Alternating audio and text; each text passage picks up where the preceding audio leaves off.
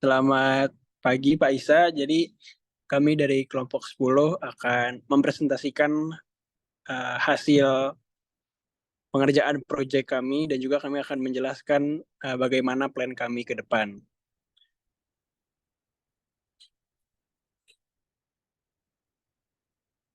Jadi ini sekilas saja introduction pengenalan dari kelompok kami. Ada Kenneth, saya sendiri Guntara, Aleta, dan Zikri.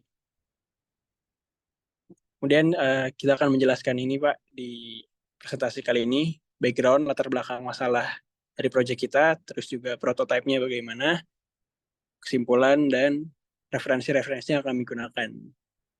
Nah, untuk latar belakangnya kan dijelaskan oleh Aleta. Selamat pagi Pak Isa. Jadi untuk latar belakangnya aku jelasin sedikit kalau misalnya eh, s- pada tahun 2023 ini Indonesia tuh mengalami musim kemarau yang agak ekstrim dan hal ini tuh disebabkan oleh El Nino. El Nino ini sebenarnya tiap tahun selalu ada, namun tiap 3 tahun sekali dia tuh akan memberikan efek yang paling ekstrim. Dan itu terjadi pada tahun 2023 ini, di mana banyak sekali daerah-daerah di Jawa Barat khususnya yang mengalami kekurangan air bersih. Dan ini juga berdampak untuk para petani, di mana para petani terutama kemarin saat ada wawancara dengan petani oleh Kenneth.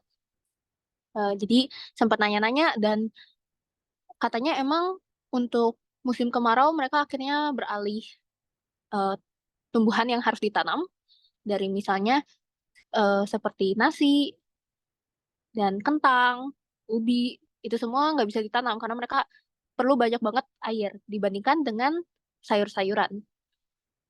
Jadi hal itu yang menjadi kekhawatiran di mana karena Indonesia itu salah satu negara Asia yang suka banget makan nasi.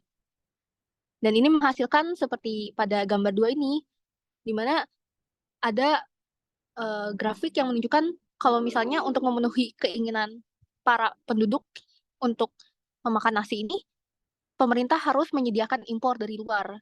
Dan itu yang menjadi poin utama kita untuk mengurangi kegiatan impor itu dan meningkatkan ketahanan pangan kita di Indonesia, terutama dalam bidang beras di sini ya berarti.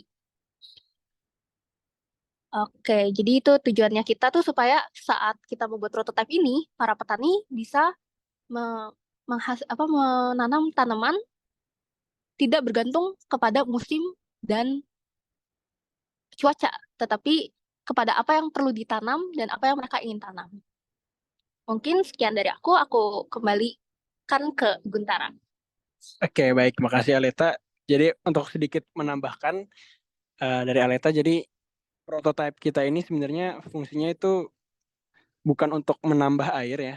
Jadi memang mungkin kalau kemarau airnya tetap sedikit, tapi tujuan dari proyek kita itu sebenarnya adalah mengefisienkan penggunaan air sehingga air yang digunakan itu tidak melampaui apa yang dibutuhkan oleh tanaman gitu Pak. Jadi mungkin kan seringkali para petani itu nyiram tanaman sesuka hati mereka sehingga ternyata itu lebih dari apa yang dibutuhkan dan hasilnya airnya habis. Jadi tujuan dari prototipe ini bagaimana prototipe ini membantu para petani adalah dengan cara mengefisienkan penggunaan air.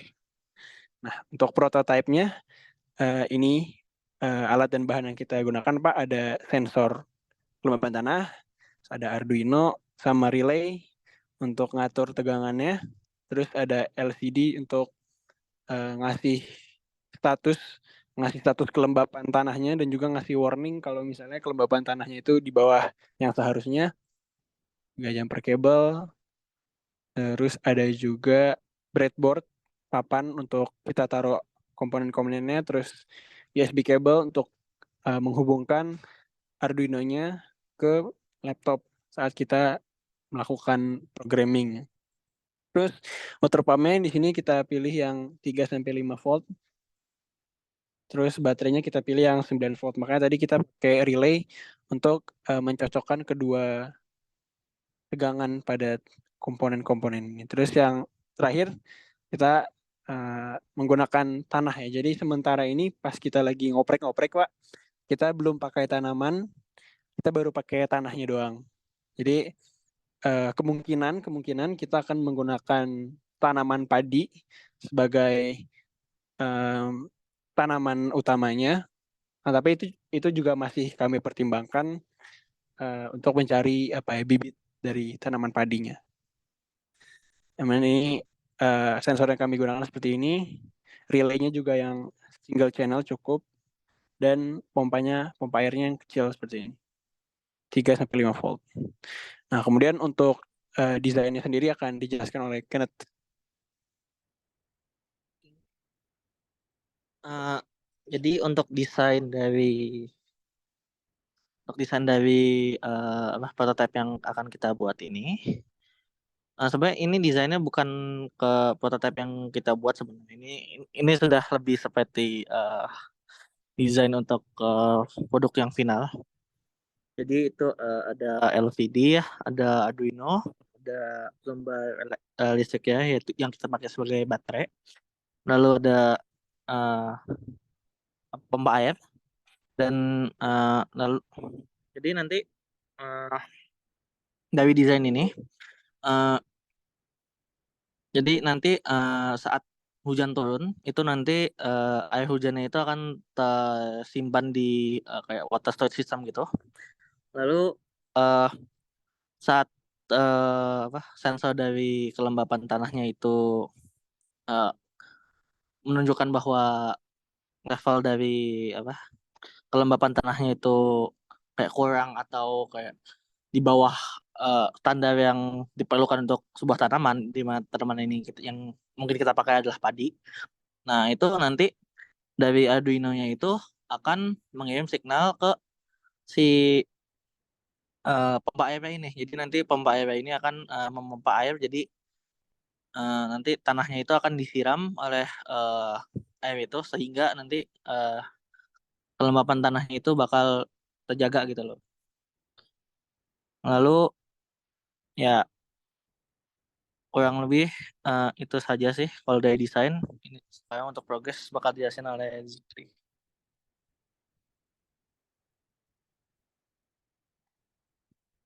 Ya, makasih Kenneth. Untuk progres kami sejauh ini, Pak, pertama kita kan menyiapkan ide, merancang ide, kita mau ngapain nanti, kenapa kita milih automatic plain water system, kita mulai penulisan dari latar belakang bab 1, bab 2, yang ditulis di TTKI juga. Terus setelah kita tahu apa yang mau kita bawa, apa yang mau kita buat, kita mulai budgeting pengeluaran, budgeting keperluan, terus mulai check out barang, persiapan. Nah, setelah barangnya datang, yang ketiga kita komponen testing, kita nyobain setiap komponen yang udah kita beli untuk mastiin pas proyeknya berjalan nggak ada kerusakan atau hal lainnya. Terus setelah itu kita mulai coding program di Arduino-nya untuk mastiin juga bagian mana yang bekerja atau enggak, mana yang harus diperbaiki. Mungkin sejauh itu progres kita sejauh itu aja sih, Pak. Aku mau nambahin, bentar. Jadi selain itu, kita ada pertimbangan membuat di lain itu adalah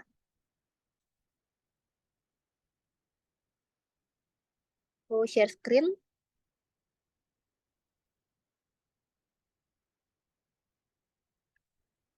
Jadi tapi ini baru berbentuk desain dan prototype. Jadi rencananya itu antara menggunakan website bentukannya atau pakai aplikasi. Jadi kalau dengan website ini kemarin baru coba-coba buat desain doang dan kurang lebih kerjanya seperti itu. Bentar ya. Ini kayak misalnya dibuka dan bisa melihat keterangan tentang apa yang kita buat dan nanti mereka bisa mengkotak kita untuk setup Arduino-nya. Nah, ini kayak kurang lebih seperti ini bentukan UI UX-nya.